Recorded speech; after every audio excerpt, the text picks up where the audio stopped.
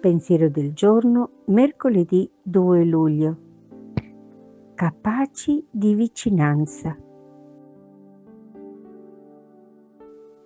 Dobbiamo essere amore. C'è chi fa le cose per amore. Ci sono quelli che fanno le cose cercando di essere amore.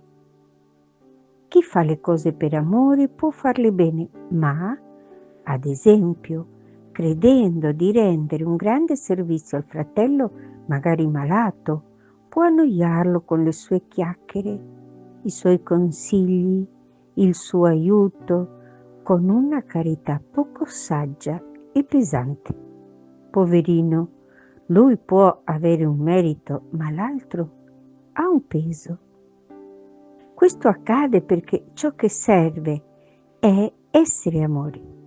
Il nostro destino è come quello delle stelle: se girano sono, se non girano non sono.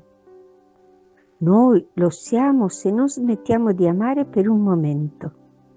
L'amore è situato in Dio e Dio è amore, ma l'amore che è Dio è luce e con la luce possiamo vedere se il nostro modo di avvicinarci e di servire il fratello è in accordo con il cuore di Dio, come il fratello vorrebbe, come sognerebbe se avesse Gesù al suo fianco e non noi.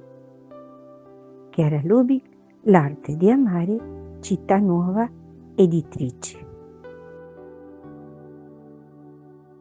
Ciao, se ti è piaciuto questo video, metti mi piace, dito in alto, e iscriviti al canale.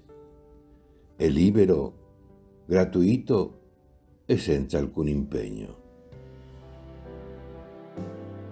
Parola di vita. Luglio 2025. Invece un samaritano che era in viaggio, passandogli accanto, vide e ne ebbe compassione. Vangelo di Luca, capitolo 10, versetto 33.